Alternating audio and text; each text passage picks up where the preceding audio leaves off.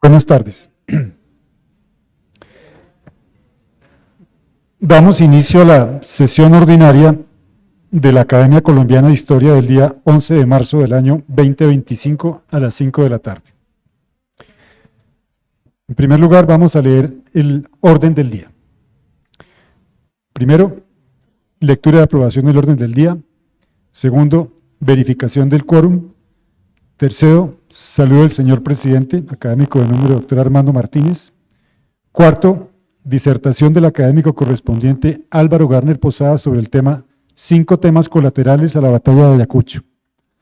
Quinto, proposición de la candidatura del doctor Rafael Arraiz Luca como académico correspondiente extranjero y de la candidatura del doctor Guillermo Rivadeneira Velázquez como académico correspondiente. Sexto, votación de las actas 8 y 9. Séptimo, presentación de libros. Octavo, anuncio a los académicos sobre la fecha de la próxima sesión. Noveno, clausura a cargo del señor presidente.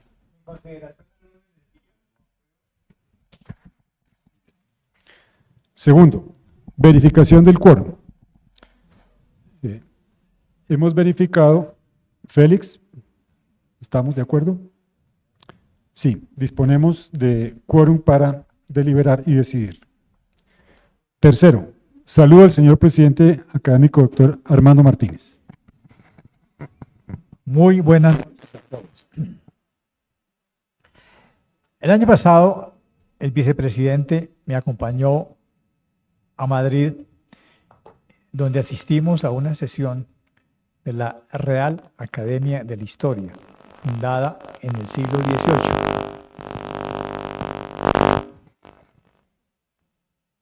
Asistimos a esa sesión, rodeados por cuadros de Francisco Goya, que están en la sala de sesiones de la Academia. Y nos contaron que esa academia se está reuniendo del siglo XVIII todos los viernes, de todas las semanas, de todos los años. Y lamentan que durante un año de la Guerra Civil Española no pudieron reunirse con tanta frecuencia. Nosotros solamente nos reunimos 2 veces en el mes. De modo que no hay ninguna disculpa con la lluvia, la nieve, la tempestad para venir. Así que les agradezco a todos los que hoy nos acompañan por la disciplina y por el gusto que sienten por oír historia de nuestro país. La conferencia de hoy nos la va a ofrecer Álvaro Posada, quien se volvió famoso desde que obtuvo el Premio Nacional de Historia que esta academia creó en sus nuevos estatutos. La primera convocatoria se hizo sobre el tema de la batalla de Ayacucho y se lo ganó con todos los honores después de que fueron examinados todos los trabajos por jurados internacionales, el doctor Álvaro Garner. Él es un hombre muy sencillo y muy humilde, que dice que él vino al mundo primero como periodista y después se hizo historiador y se siente un poco advenedizo en el campo de la historia. Pero con un Premio Nacional de Historia ya no puede decir eso. Así que la academia está obligada a publicar su trabajo, con el cual se ganó el premio, y lo vamos a hacer. Pero también él puede compartir algunos aspectos colaterales de la batalla de Ayacucho, que es la conferencia que hoy nos va a ofrecer como miembro correspondiente premiado de la academia. Doctor Álvaro, muchas gracias por ofrecernos esta conferencia y a todos ustedes por habernos acompañado, especialmente a su digna hermana que lo consintió en la niñez.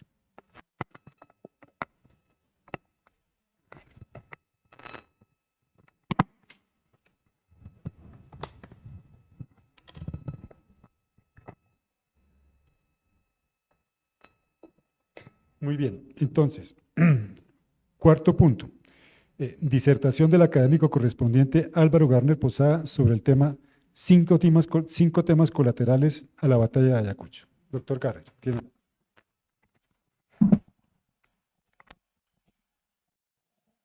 Eso le pasa a uno por salir con la cabeza erguida.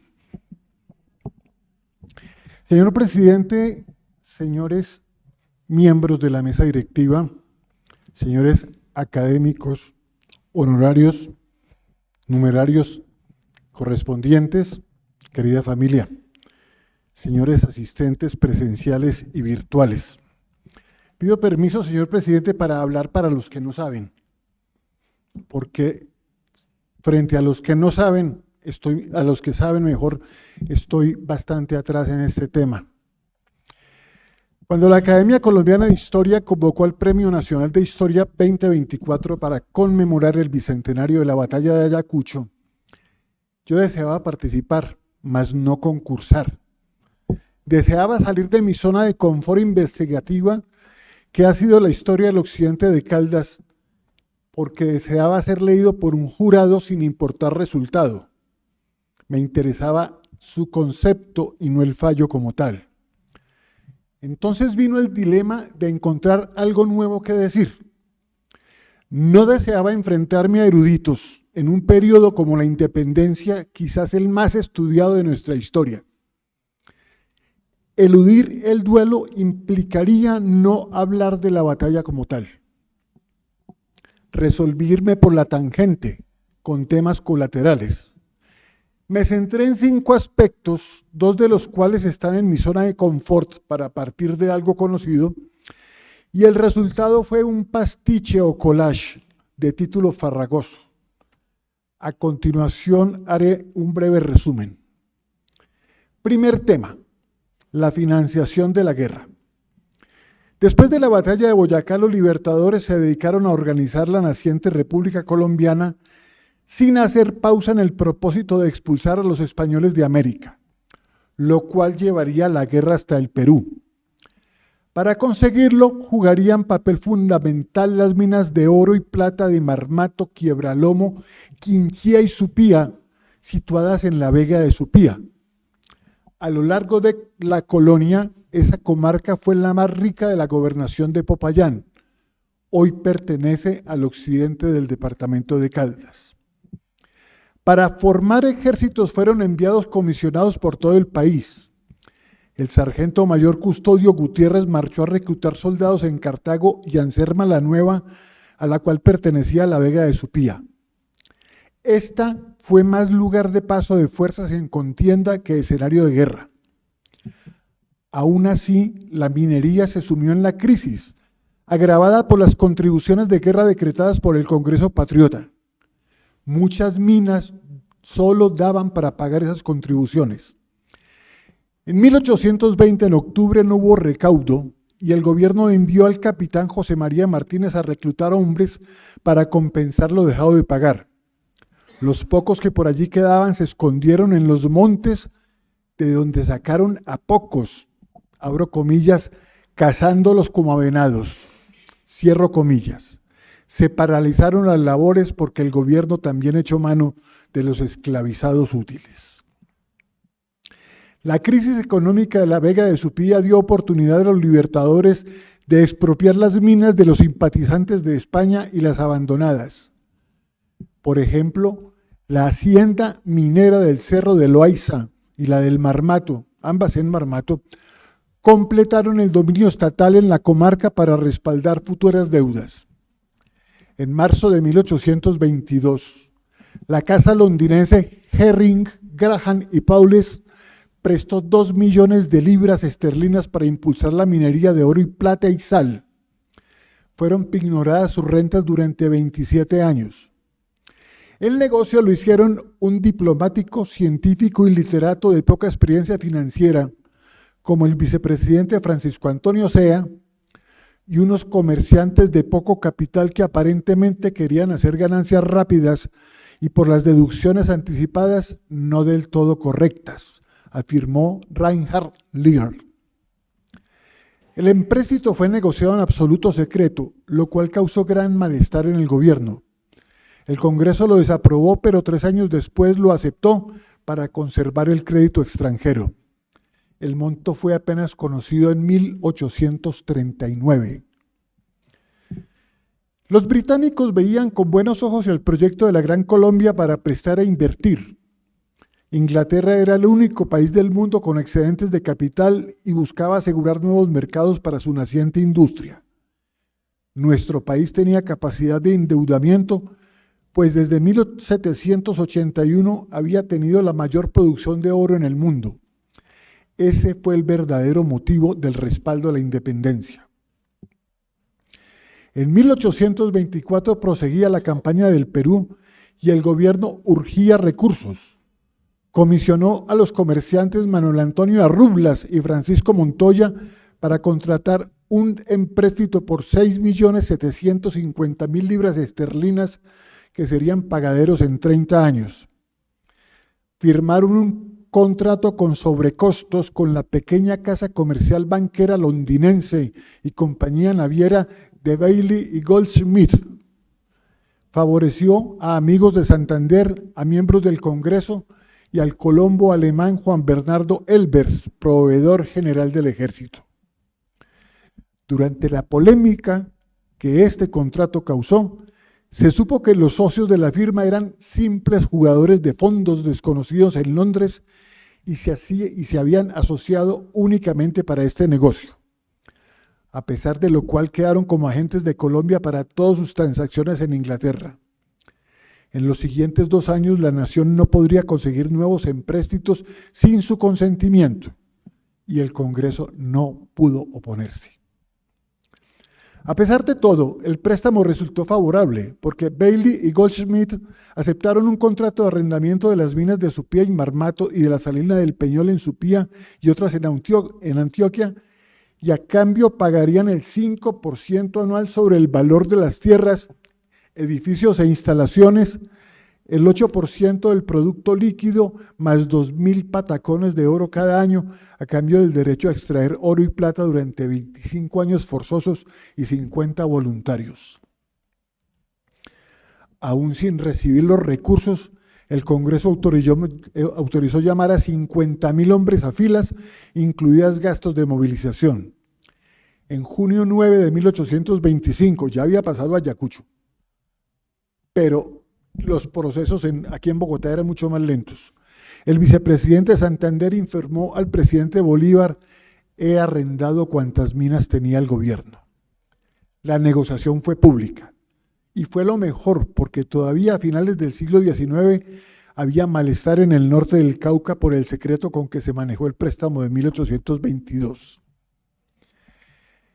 Pero antes de que Goldsmith entrara en posesión, la casa de Paules, Illingworth y compañía compró las minas más productivas del cantón en agosto 5 de 1825.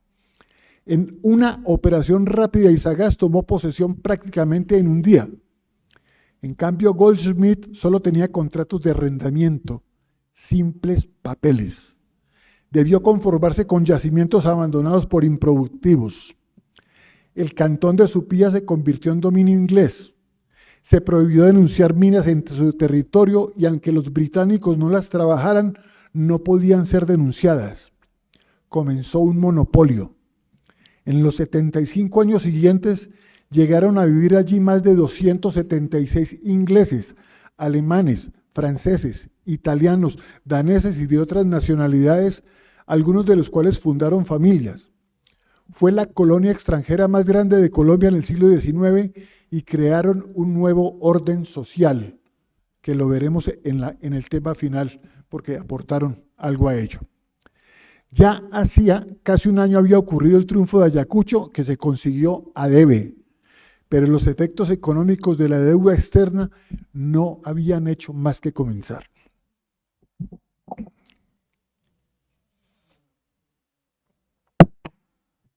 El segundo tema es la campaña del sur, porque planteo que tiene un componente racial y por ende cultural de alto contenido.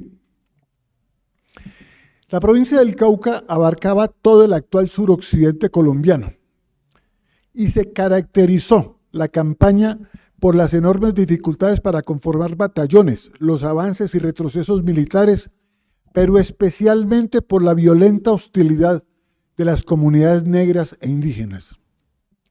Simón Bolívar entregó el mando al general caucano Manuel Valdés, quien debía reclutar a cuantos esclavizados fuera posible. Las levas fueron menos de las esperadas y para traerlos al bando patriota se les prometió libertad si estaban 2 años. Después se extendió la promesa a sus familias, pero esto no detuvo las deserciones en masa. Ni siquiera amarrando a los negros y a los libertos, los ejércitos patriotas lograban consolidarse. Se concluyó que muchos se alistaban solo para librarse de la servidumbre, como combatientes o como cimarrones, pues huían a los montes. Se amenazó con fusilamientos, confiscaciones y represalias contra las familias. Ni así. En el afán de cumplir con la exigencia de Bolívar, hubo reclutas indiscriminadas y violentas. Algunos oficiales abusaban de los esclavizados. Al llevarlos a las filas, se paralizaron las labores en minas, ganaderías, ingenios paneleros y cultivos de caña. Es posible que los corteros de la caña descendieran de los fulas o fulupos de la cultura africana mandinga del Senegal, diestros en la esgrima del machete, herramienta que en el Valle del Cauca aún es llamada fula. Dieron origen a los célebres y temidos macheteros del Cauca que hicieron historia y estragos en las guerras civiles del siglo XIX, en cuya memoria todavía hay un batallón llamado Macheteros del Cauca. Atravesar el departamento del Cauca en los años de 1820 implicaba pasar por 3 grandes territorios disímiles en lo geográfico y lo humano. Solo tenían en común el apoyo a la causa realista. Eran la ciudad de Popayán, El Patía y Pasto. Muchos habitantes de Popayán se consideraban españoles y tenían una élite con aires de aristocracia. 3 gobernadores ostentaron el título de marqués y hubo un conde de Casa de Valencia. Aún tienen una Semana Santa a usanza sevillana, de la cual se enorgullecen mucho. El Valle del Patía está a 70 kilómetros al sur de Popayán. Desde comienzos del siglo XVII mejor, fue poblado por negros cimarrones que se establecieron en el Palenque del Castigo. Estas sociedades fueron claves para configurar la trietnicidad americana. A comienzos de los años de 1730, se empezó a hablar en la audiencia de Quito de sujetar a los negros del Castigo por medios pacíficos, porque ellos mismos se habían ofrecido a obedecer a gobernantes y sacerdotes. Quizás esta benevolencia aseguró la fidelidad de los patianos a la causa realista. Por su parte, la fidelidad de los habitantes de la provincia de Pasto al rey se debía a una acción combinada de las autoridades eclesiásticas y civiles. Dado que la población era profundamente religiosa y obedecía ciegamente a los sacerdotes, estos condenaron la causa republicana desde el púlpito y el confesionario. A su vez, terratenientes, dueños de minas y comerciantes controlaban los cargos públicos a través de los cuales garantizaban la lealtad a sus intereses. Y los aristócratas decían que las ideas patriotas eran laicistas, sensuales y utilitaristas y atentaban contra el catolicismo. En febrero, después de varios rechazos, en febrero de 1821, los patriotas fueron recibidos en Genoy por 600 pastuzos de ruana y sombrero que asesinaron a heridos y prisioneros y asesinaron y dieron de baja en combate a 300 hombres. Los sobrevivientes regresaron a Popayán en medio de una penuria extrema que aguantaban hambre hasta por 3 días, perseguidos por los patianos que los cazaban como a venados. Un año después, Bolívar resolvió volver a Pasto. En abril 7 de 1822, sus fuerzas derrotaron en Bomboná, actual Consacá, a 3 compañías realistas reforzadas con mestizos e indígenas pastuzos, sin formación militar y mal armados, pero de gran fiereza. Por fin los patriotas tomaron el control del sur. Es cuando aparece entonces el coronel indígena Agustín Agualongo, quien reorganizó las milicias y un gobierno leal a la corona.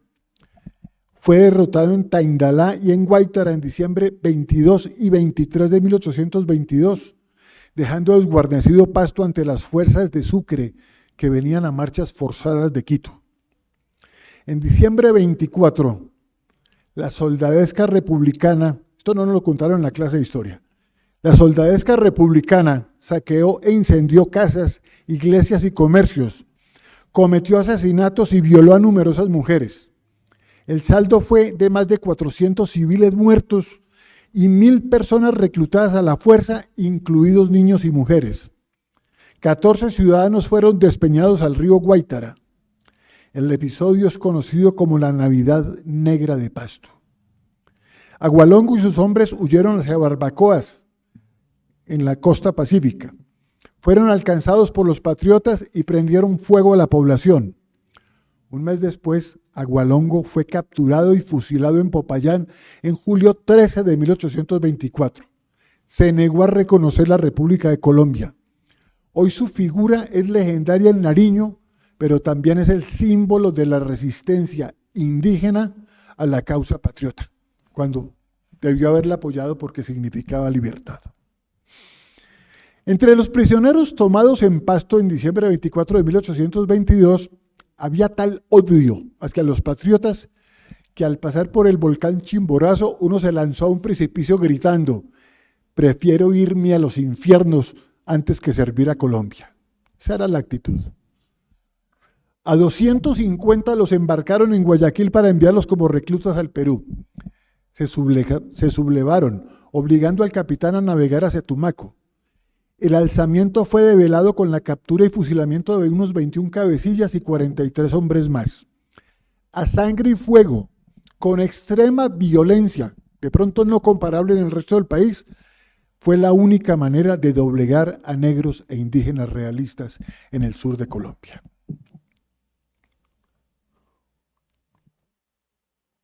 Tercer tema. Todo esto es el camino que se va abriendo hacia Ayacucho, hacia la liberación del Perú.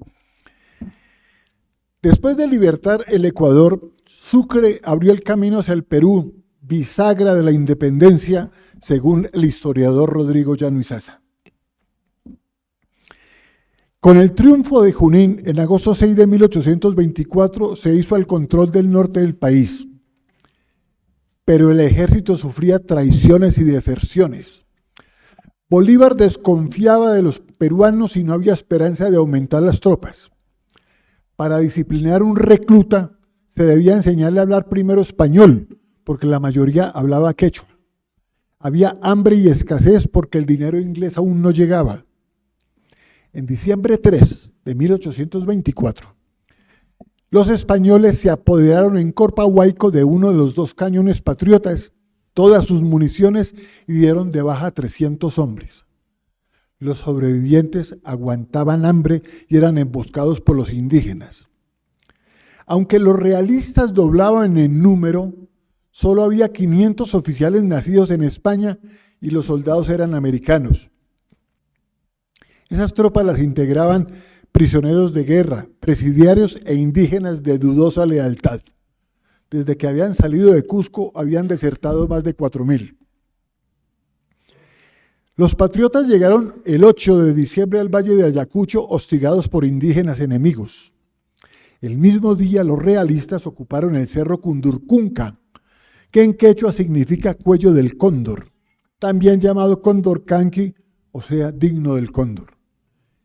Los realistas traían 14 cañones, 13 más que los americanos.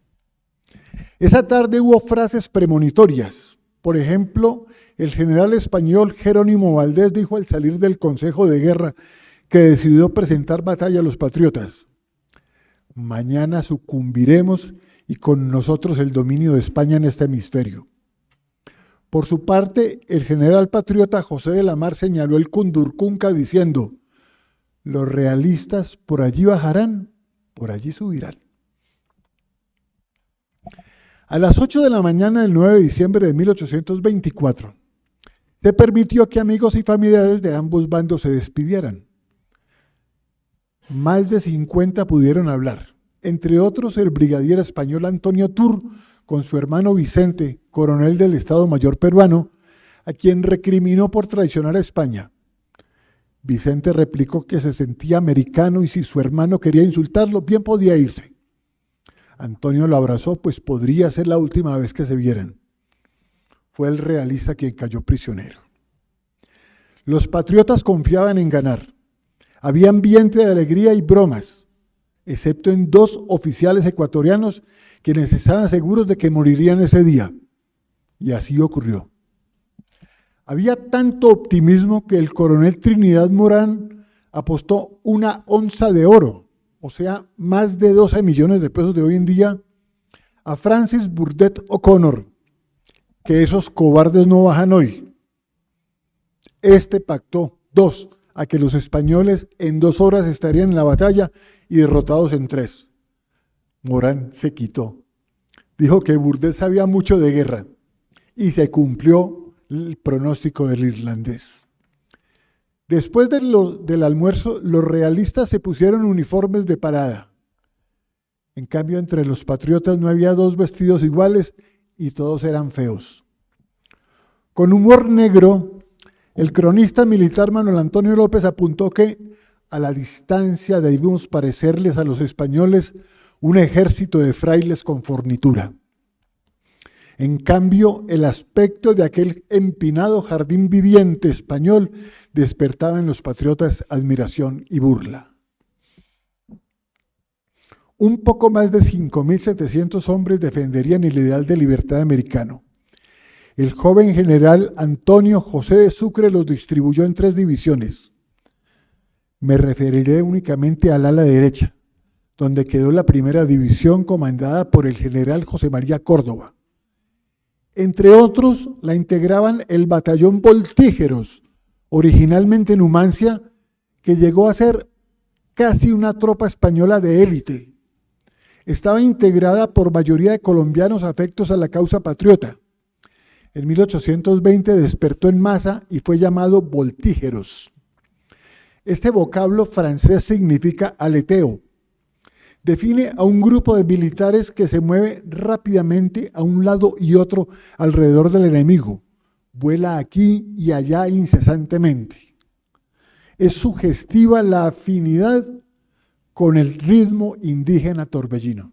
Llama mucho la atención.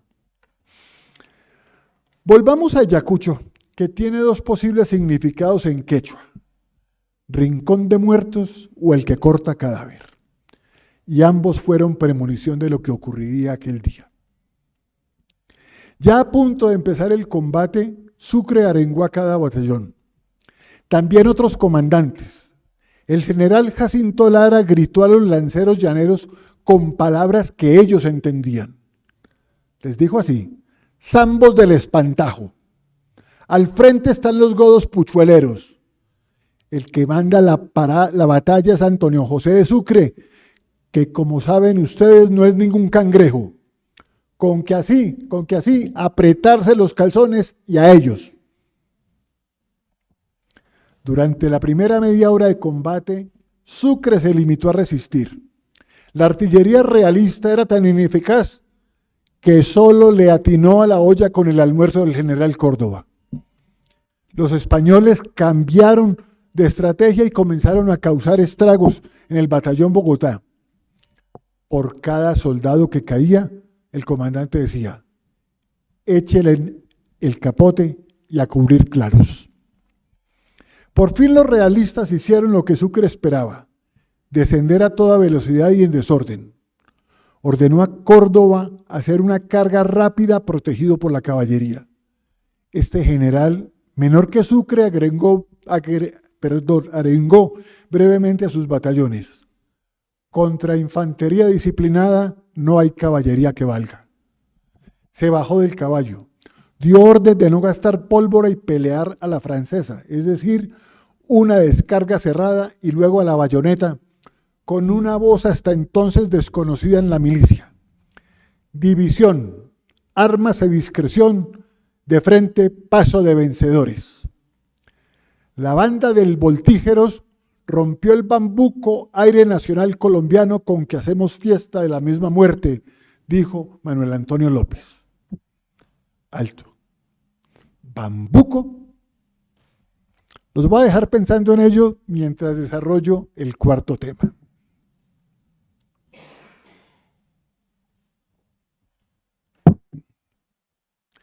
El triunfo de Ayacucho fue resonante, pero los empréstitos adquiridos para la guerra frenaron el desarrollo del país.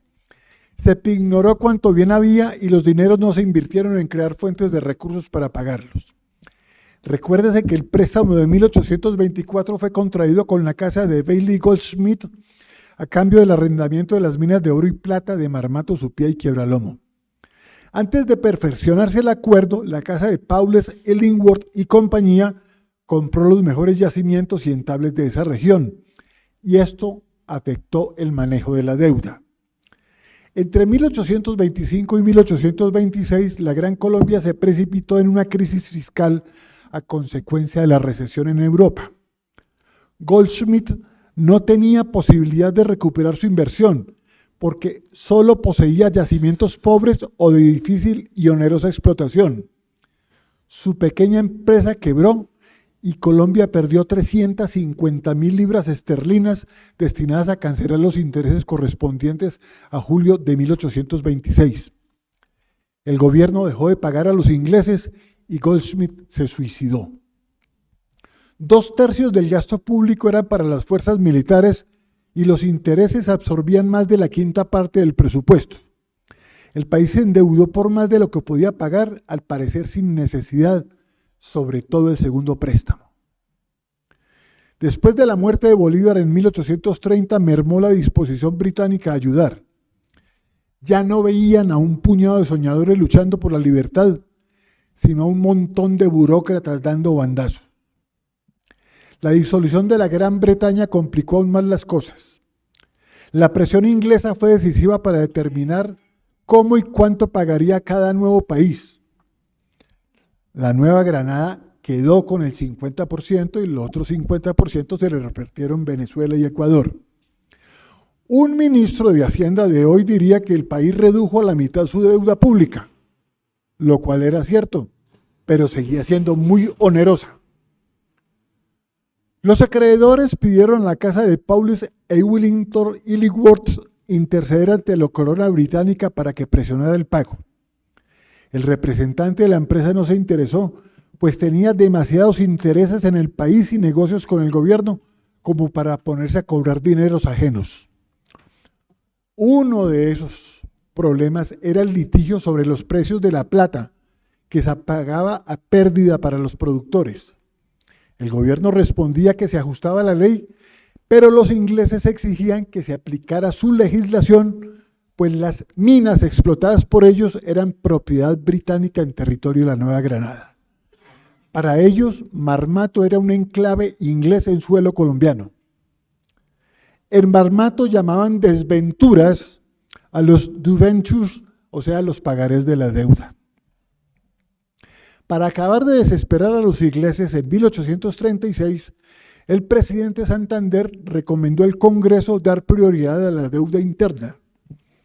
El representante británico en Bogotá, William Turner, advirtió al ministro de Hacienda, Lino de Pombo, que la indignación pública inglesa obligaría a su gobierno a ocuparse del asunto. Pombo respondió a la velada amenaza que el gobierno de la Nueva Granada también sabrá llenar sus deberes.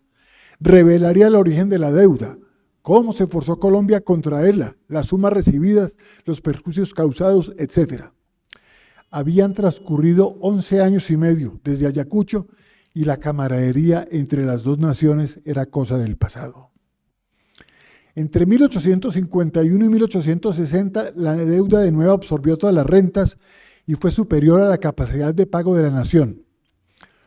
Cuando en 1861 empezó la desamortización de bienes eclesiásticos, enajenación de baldíos y autorización a las parcialidades indígenas a vender parte de sus tierras, los acreedores tuvieron esperanzas.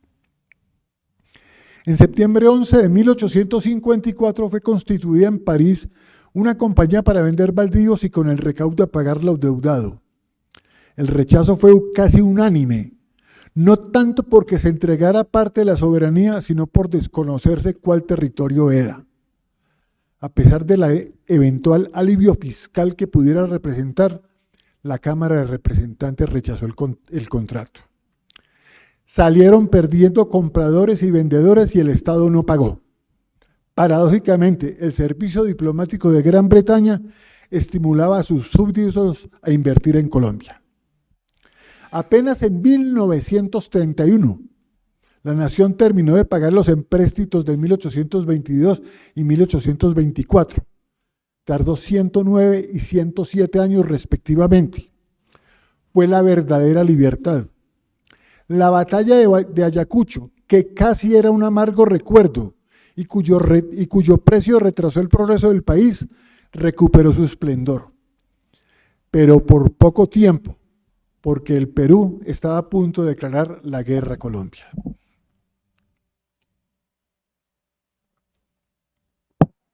Y ahora sí, el quinto tema.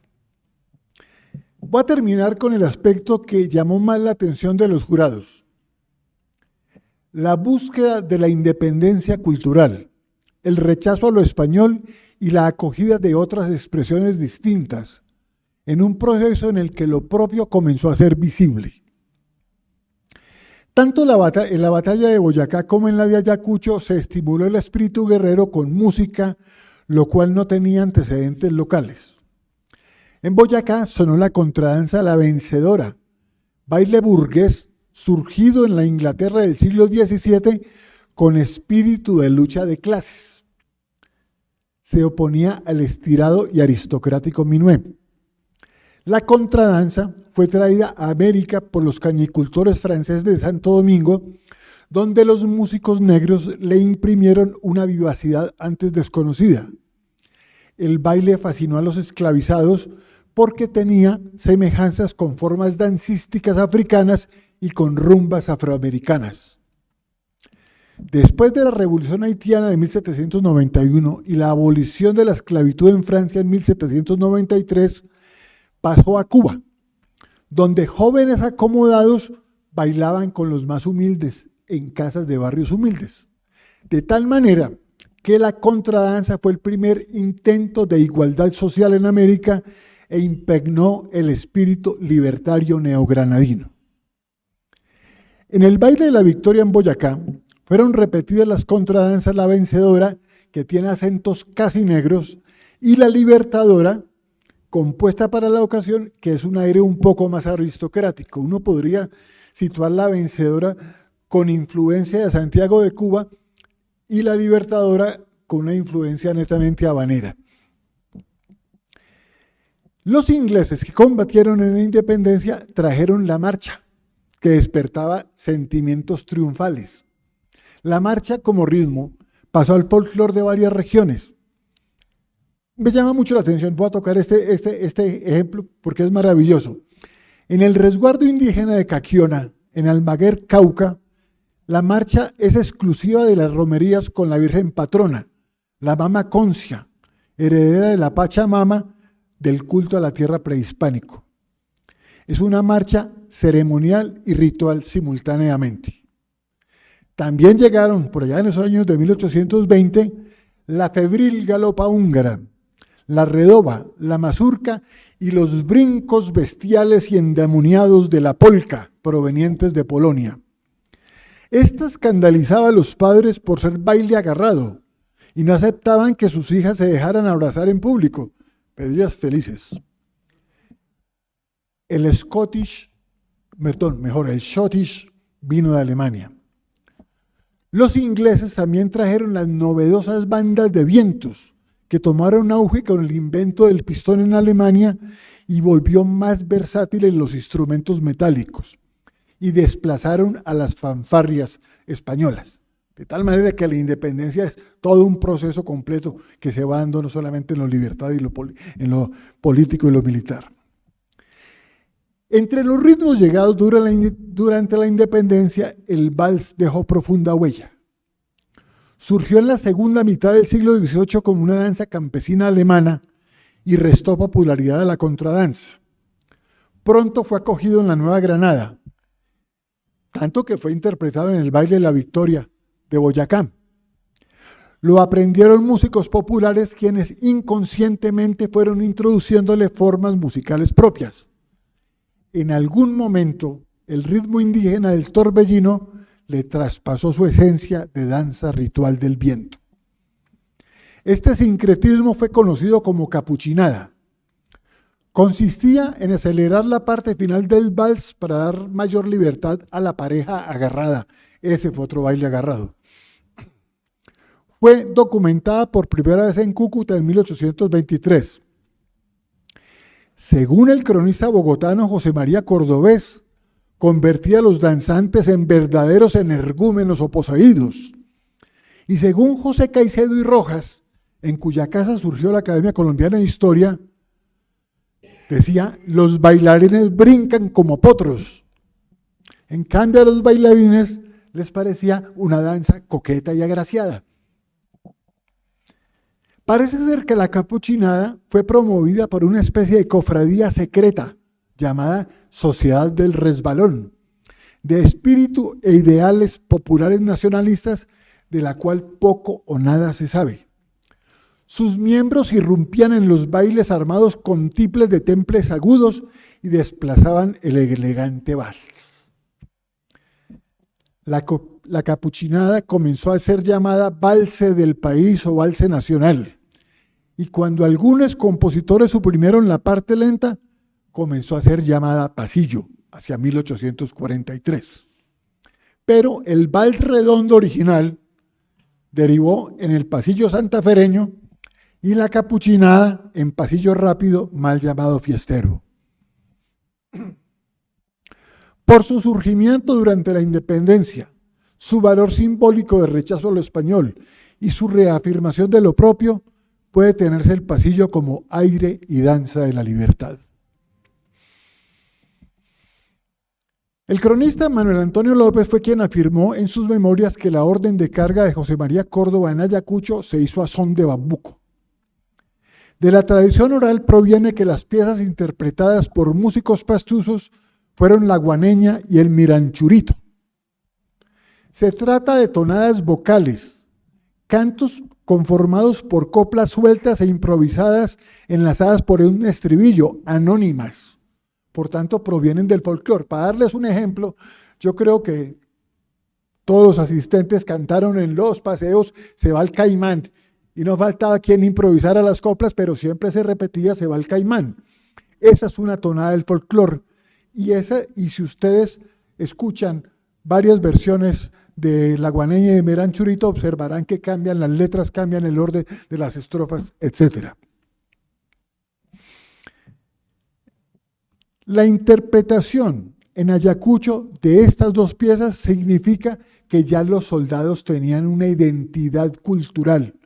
Con el ritmo del bambuco, luego provenía de más atrás y de muy atrás. Sus raíces probablemente estén en la región mandinga de Bambuc, en el Senegal, en el África. De allá fueron traídos numerosos esclavizados desde finales del siglo XVI. Enrique Naranjo Martínez afirmó que el baile de esos negros que describe Mr. Merian Cooper es exactamente el bambuco. Si se compara con lo visto por Isaac Holton en 1850 en algún lugar del valle del río Cauca, no queda duda. También Jorge Isaacs confirmó el origen africano del bambuco en la novela María. Los senegaleses se mezclaron con africanos de otras regiones, con indígenas y españoles. Empezó a surgir el ritmo en las haciendas esclavistas del norte del Cauca, de los valles del río Cauca y en el Patía a lo largo del siglo XVIII. También en las provincias de Esmeraldas, San Lorenzo, Tumaco y Barbacoas. Todas son regiones relacionadas con la independencia. El Palenque del Castigo desarrolló una cultura endógena alrededor del bambuco. El primer documento que menciona el bambuco es una carta de Francisco de Paula Santander, escrita en Bogotá en diciembre 6 de 1819, en la cual aconsejó al general Joaquín París, quien se hallaba en Popayán intentando la primera liberación del Cauca. Le dijo: refréscate en el Puracé, báñate en el Río Blanco, paséate por el Ejido, visita a las monjas de la Encarnación, tómales el bizcochuelo, diviértete oyendo a tu batallón, baila una y otra vez el bambuco. ¿Cómo supo Santander del ritmo si nunca estuvo en el Cauca? Quizá la respuesta está en la carta misma, que contiene 6 sugerencias. Las 3 primeras son de carácter turístico, la cuarta es gastronómica, la quinta es clave: diviértete oyendo a tu batallón. Tanto historias de soldados como la banda integrada con músicos de la región. En su repertorio debía estar ya el bambuco, porque los alcaldes del Cauca tenían orden de reclutar jóvenes esclavizados con destino a la banda de tambores, negros que sabían de bambucos. La última sugerencia parece contener una cordial orden: baila una y otra vez el bambuco. De Santander se dice que interpretaba el bambuco El Aguacerito en la guitarra, el cual pasó a la posteridad en el cuaderno de música de Carmen Caicedo, hija del presidente Domingo Caicedo. Pero no es un bambuco. Es un valse anónimo con título de Bambuco de Currulao, que hizo suponer que el caudillo conocía el género. Pero es que no es la única clasificación equivocada de este cuaderno, porque figuran como pasodobles y valses piezas que en realidad son contradanzas, valses que son mazurcas y pasodobles y valses que son galopas, lo cual no resta valor a la importancia de ese cuaderno y a las grabaciones que se han hecho de esas piezas. Se puede concluir entonces que para 1819 Santander apenas conocía de oídas el bambuco, y que el aguacerito que interpretaba pudo ser el vals ese u otra pieza del mismo título, porque el ritmo tardaría apenas unos años más en llegar a Bogotá. Ya para terminar, se afirma que los comienzos del bambuco estuvieron ligados a la música militar. Es más preciso decir que su presentación en sociedad está asociada a la música militar. Y lo diseminaron los militares por diferentes regiones de Colombia, porque hasta comienzos de los años de 1830 lo hicieron los batallones que siguieron recorriendo regularmente los caminos de los Andes después de la independencia. Después lo hicieron las tropas enfrentadas en las guerras civiles. Durante mucho tiempo, el bambuco fue identificado como caucano, pues era cantado y bailado con más entusiasmo allá que en otras regiones, y todavía en 1876 conservaba el espíritu guerrero de Ayacucho. En la segunda mitad del 19, Pedro Morales Pino transcribió en partituras la tradición musical oral. El ritmo pasó de la tambora a las cuerdas y de esa manera casi borró el ancestro africano. Por todo esto, el triunfo de Ayacucho no fue solamente militar y político, sino cultural. Allá salió a la luz el ritmo originario de África, que terminó convertido en referente de la música nacional. Ayacucho fue también la victoria del folclore. Para terminar, debo resaltar que el pago definitivo de la deuda externa contraída para finalizar la guerra ocurrió en el periodo más esplendoroso de algunas músicas surgidas durante la independencia. Sonaban en todo el continente pasillos descendientes de las locas capuchinadas interpretados por artistas internacionales, y bambucos como el que hizo resonar la banda del Voltígeros el 9 de diciembre de 1824, hace 200 años. Muchas gracias.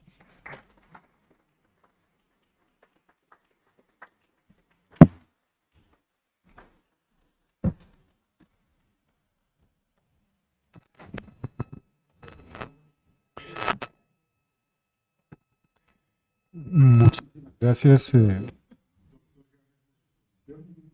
Entonces, el siguiente punto, que es la consideración de la proposición de 2 candidaturas. En primer lugar, la mesa directiva consideró la proposición para la candidatura como académico correspondiente extranjero del doctor Rafael Arraiz Luca. Entonces, que tiene, digamos, el siguiente extracto. El doctor Rafael Arraiz Luca, historiador venezolano, es abogado de la Universidad Andrés Bello de Caracas y doctor en historia de la misma universidad. El candidato Arraiz ha sido conductor de múltiples programas televisivos en la televisión venezolana que versan sobre el tema de la historia de Venezuela. En el área docente ha sido profesor principal de carrera en el Colegio Mayor de Nuestra Señora del Rosario, decano director del Centro de Estudios Latinoamericanos Arturo Uslar Pietri de la Universidad Metropolitana, vicepresidente de la editorial de la revista Z y el diario El Nuevo País, columnista semanal de esas publicaciones.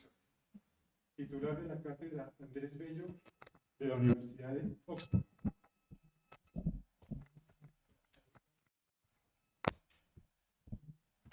Aló.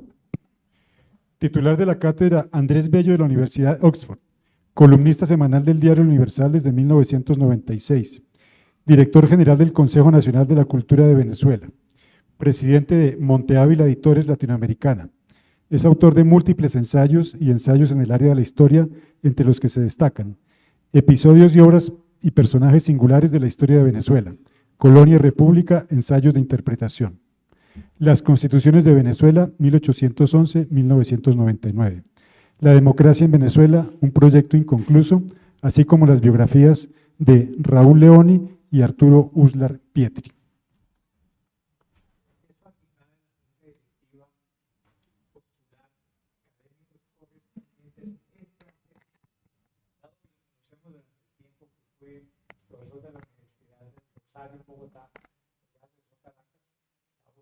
Pide la aprobación de esta proposición.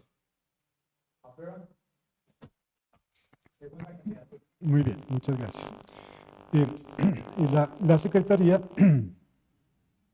recibió una proposición firmada por el doctor Gustavo Altamar y por el doctor Rodrigo Llano para la consideración de la candidatura del doctor Guillermo Rivadeneira Velázquez. Sus datos son los siguientes. Es bachiller del Colegio Mayor de San Bartolomé, diseñador industrial de la Universidad Nacional de Colombia.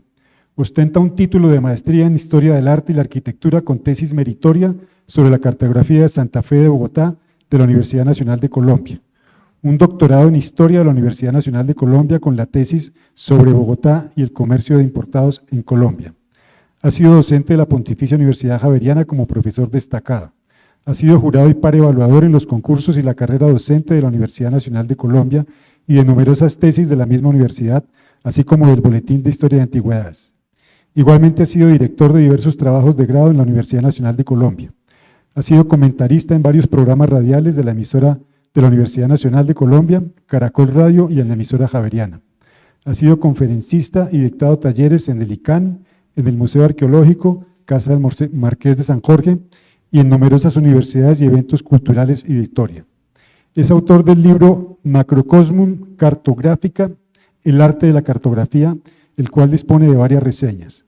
En coediciones, autor del libro El arte en Colombia y Bogotá a través de las imágenes y las palabras, y además autor de varios capítulos de libros y artículos publicados en diversas revistas. Actualmente es el director del Archivo de Bogotá.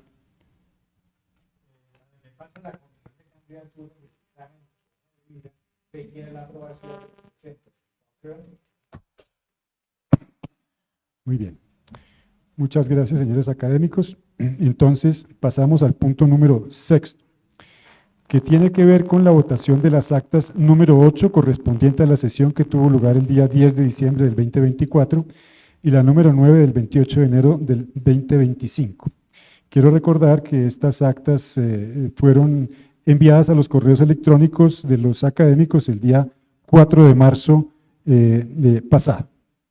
Entonces queda a consideración de la académica. Muy bien, muchas gracias. Pasamos al punto número 7, que tiene que ver con la presentación de libros. Entonces, en este caso tenemos 3 presentaciones. En primer lugar, la presentación del libro El Club del Comercio de Bucaramanga, decano de los Clubes Sociales de Colombia, 150 años, a cargo del autor, el doctor Armando Martínez Garnica.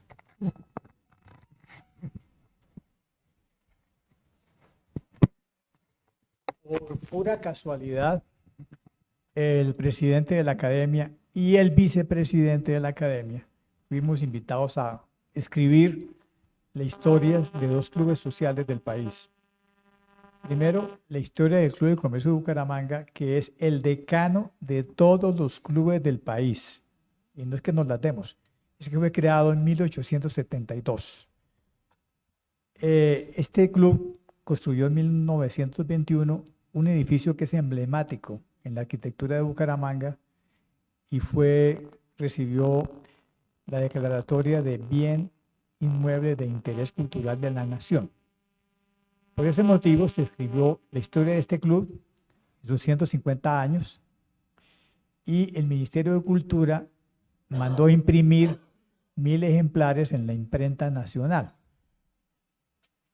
Este libro queda a disposición de ustedes en la biblioteca y ya fue presentado en el mismo Club de Comercio de Bucaramanga.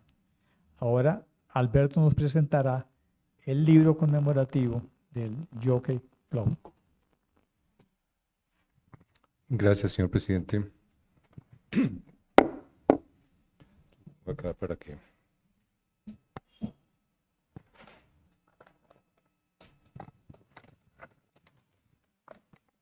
Primero, debo decir que hoy hemos atendido una ponencia muy interesante. ¿Será que hay que apagar ese micrófono? Ah, ¿está bien? Bien.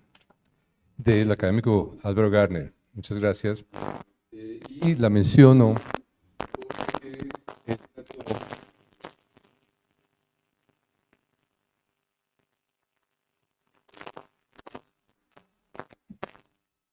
sobre 5 temas colaterales a la batalla de Ayacucho. Yo quisiera hablarles de un sexto tema, pero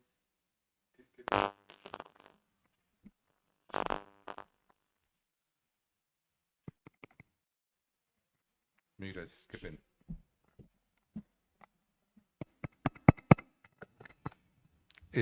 Un sexto tema que espero presentar más detenidamente en el segundo semestre, en torno a Ayacucho, que es el tema hípico, y por eso tiene que ver con el libro del jockey. La razón es que en este año 2025 se cumplen 200 años de otro triunfo, de otro Ayacucho. El triunfo del caballo de ese nombre, que pertenecía al cónsul James Henderson en esos días de los años 20 del siglo XIX. En las primeras carreras a la inglesa, en estas tierras, acá en Bogotá, en junio de 1825. Henderson, con sus 4 caballos, Ayacucho, Skyscraper, Junín y Boyacá, fue el gran triunfador de las primeras 18 competencias hípicas formales en la sabana de Bogotá. Ganó 9 de las 18 carreras, el cónsul Henderson, para una recompensa total de 2.760 pesos o dólares, que estaban a la par en esos días. 5 de esos triunfos se los dio Ayacucho, el caballo que era el gran campeón en esas jornadas. Montado en sucesivas carreras por 4 jinetes diferentes, el coronel Bendel, el capitán Smith, 2 legionarios ingleses, y los señores Sayer y Amay. El semanario El Constitucional, fundado y dirigido por Leandro Miranda Andrews, hijo inglés de Francisco Miranda y Sarah Andrews, publicó en Bogotá la noticia en su edición 45 del 7 de julio de ese mismo año de 1825, pero hoy no hay tiempo para tratar sobre ese punto. Lo quería presentar como un antecedente de esta obra que va a quedar en manos de el académico Jorge Morales Gómez para la biblioteca y todos ustedes que la quieran consultar. Esto es una donación del presidente del jockey, Lorenzo Kling Masuera, y trata sobre una institución que surgió, a mi modo de ver, de esas mismas carreras y de lo que Matthew Brown llamó el imperio informal de los británicos. Un imperio tácito, Matthew Brown dice tangencial, que se originó para nosotros en los tiempos de la independencia en función del valor de las legiones británicas, pero también de actividades complementarias, no solo de la música, de las marchas, otras actividades complementarias menos violentas, que incluyeron la promoción de una actividad lúdica en las carreras de caballos y otros momentos de socialización que siempre bajo la influencia británica se consideraron y se consideran hoy de buen tono. Así decía Malcolm Dees al referirse a las cosas inglesas. Por alguna razón, las cosas inglesas son para nosotros de buen tono, entre comillas. Este buen tono lo cita Malcolm Dees, o lo citó Malcolm Dees en su libro sobre el inmigrante William Wills, que ustedes seguramente han tenido la oportunidad de consultar. Esa influencia intangible fue potenciada en la segunda mitad del siglo XIX con la fundación del Jockey, del Gón y del Polo Club, y posteriormente en la primera mitad del siglo XX con la de otros clubes en Bogotá como el Country, los Lagartos y el San Andrés.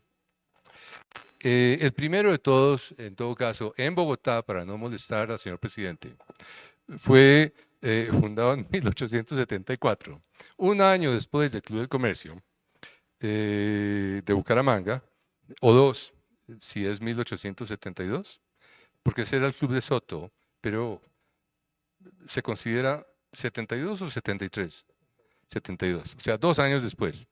El Jockey cumplió 150 años el año pasado, por lo que se fundó en el año 1874. Su dimensión hípica aparece referida en uno de los textos centrales del libro, este libro del Sesquicentenario, escrito por Álvaro Holguín y Caro, uno de los presidentes del Jockey en el siglo XX, en 1929. Holguín, después de elaborar sobre la historia previa de los clubes en Europa, cita como fundamento hípico de ese club bogotano el que parece ser el más contundente y aparece en el artículo primero de los estatutos. Comillas, establécese en esta ciudad el Jockey Club para facilitar la asociación de caballeros que deseen gozar de ventajas que ofrece un club sin fines políticos y para fomentar la mejora de la raza de los caballos por medio de la concurrencia a las carreras. Cierro comillas. Es importante decir aquí, justamente en este recinto, que Holguín y Caro reconoce en su introducción el aporte fundamental de Eduardo Posada, nuestro primer presidente, que era socio del Jockey desde 1885, y a quien califica Holguín y Caro de, comillas, historiador y cronista de alto vuelo, también de rara constancia del club, cierro comillas, y quien, comillas, en parte no pequeña, decía Holguín, debo el poder escribir estas narraciones, pues fue él quien salvó del olvido papeles que me han sido de incalculable utilidad. De manera que Holguín pudo escribir eso gracias a los documentos que conservó uno de sus consocios, que era Eduardo Posada. Entonces, con esa presentación breve, leo la carta que manda el presidente, que dice así. Estimados señores, nos complace remitir a ustedes una copia de cortesía de la obra Jockey Club de Bogotá 150 años, publicada en diciembre pasado para dar cuenta del sesquicentenario de nuestra corporación. Con esta esperamos que la Academia disponga de una fuente de referencia para estudiosos de la historia de Bogotá y de nuestra nación. Lo publicó Villegas Editores con una factura muy especial y muy bonita. Queda en manos entonces suya, señor bibliotecario.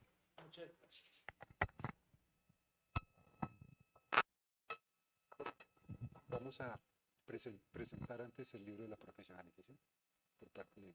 ¿Sí? ¿Más un segundito? Un segundito. Ya seguimos por ahí. Entonces, enseguida presentamos el libro sobre la profesionalización de la historia a cargo del académico Roberto Lleras. Muchas gracias. Bueno, hoy es el día de la crisis del micrófono. Señores académicos, esta presentación de este libro, Profesionalización de la Historia en Colombia, no estaba en el orden del día. Es una omisión mía, por la cual me disculpo. Algunas veces en la historia de las disciplinas se producen unos momentos de reflexión y de recapitulación que son necesarios, porque nos dan un panorama de qué es lo que se ha hecho. Perdón, muchas gracias. ¿Qué es lo que se ha hecho? ¿Cuáles son los logros hasta el momento? ¿Y cuáles son las tendencias fundamentales? Esto es precisamente lo que este libro busca.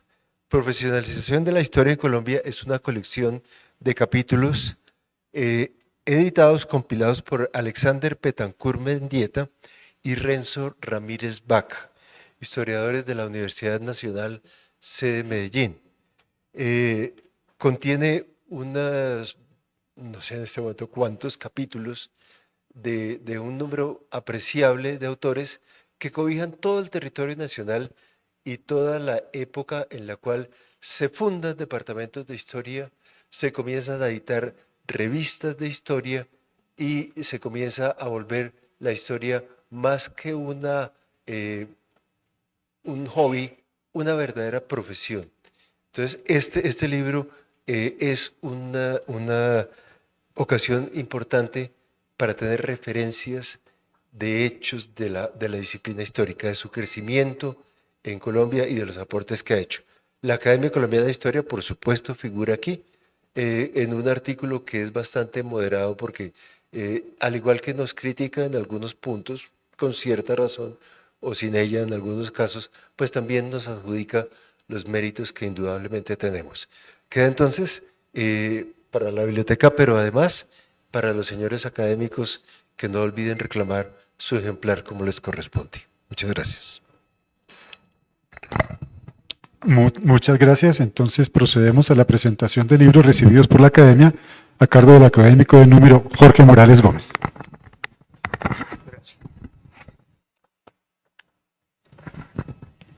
Bueno, han llegado a la biblioteca de la Academia bastantes títulos.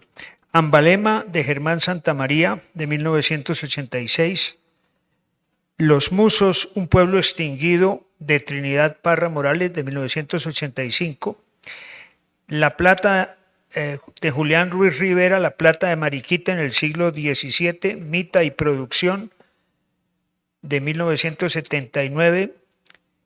De José Rosso Gauta, Espacio y Mito entre los Muiscas, de Álvaro Félix Bolaños, Barbarie y Canibalismo en la Retórica Colonial, Los Indios Pijaos, de Fray Pedro Simón, de 1994, de Jimena Perry, Caminos de la Antropología en Colombia, de Gregorio Hernández de Alba, 2006, del mismo Gregorio Hernández de Alba, 1948, una separata de su trabajo en el Handbook of South American Indians, de Betoy and their Neighbors, de Achagua and their Neighbors, de 1948, de Felipe Arias Escobar, del 2024, Otra historia de Colombia, de tiempos prehispánicos a hoy, lo fundamental en 12 capítulos. De este libro apareció una reseña en el penúltimo boletín de Historia de Antigüedades, escrita por Jorge Uribe Vergara, que nos acompaña hoy. De Carlos Alberto García Galvis, La mujer y el arte en Colombia, su irrupción en los espacios de formación y exposición, de 2024. De María Cristina Navarrete Peláez, La diáspora judeo-conversa en Colombia, siglos XVI y XVII, de 2010. Además de los 2 libros sobre los clubes presentados por nuestros presidente y vicepresidente, tenemos un álbum enviado hoy por el Museo Colonial, de 2024, Mindalas, Intercambios Culturales del Barniz de Pasto, de 1990, anónimo, Las Aldeas Tausa y Sutatausa, de Beatriz González Aranda, la artista santanderiana, de 1998, José María Espinosa, Abanderado del Arte en el siglo XIX. Y entre los que donó hoy el presidente muy gentilmente a la Academia está el de Pablo E. Nieto, un viajero, creo que santanderiano, Pablo de Nieto. ¿Cómo? Cartagenero. En Marruecos, una obra publicada en Santiago de Chile en 2016, y donó también el doctor Martínez Garnica varios libros de los siglos XVIII y XIX de donación personal de su biblioteca, la cual agradecemos suficientemente. Finalmente, la Universidad de Nariño nos completó con 12 volúmenes la revista de Historia de la Educación en Colombia, una donación que agradecemos mucho y de la cual tuve oportunidad de darle las gracias, valga la redundancia, a la editora ayer en la ciudad de Pasto. Eso es lo llegado recientemente, señor presidente. Muchas gracias, académico Morales. Entonces procedemos al punto número 8, que es el anuncio a los académicos sobre la próxima sesión que se llevará a cabo el día martes 25 de marzo. Se trata de una conferencia que dictará el académico Santiago Luque Torres sobre el tema del Valle, el Valle de Subachoque. Noveno, clausura a cargo del señor presidente. Esta noche hemos tenido un ejemplo de una sesión extraordinaria y maravillosa en esta academia. La batalla de Ayacucho, que parecía ser un tema netamente militar, dio para que ahí se derivaran temas de historia musical de Colombia, por ejemplo, la historia del bambuco, del pasillo, y también la historia de las carreras de caballos que trajeron los ingleses a la sabana de Bogotá en 1825. Esto es lo que hace que nos reunamos cada 15 días a aprender historias insólitas, historias que no teníamos ni idea que existían. Y eso es lo que amerita la existencia de la Academia Colombiana de Historia y de su función social de ser órgano asesor del gobierno nacional y de los otros poderes públicos en temas de historia. A ustedes muchas gracias por el esfuerzo que hicieron para estar presentes y un agradecimiento a la extraordinaria conferencia que nos regaló hoy el doctor Álvaro Gardner Posada y a su hermana por haber venido a acompañarnos. Con esto cerramos la sesión y muchas gracias por haber venido. Perdón.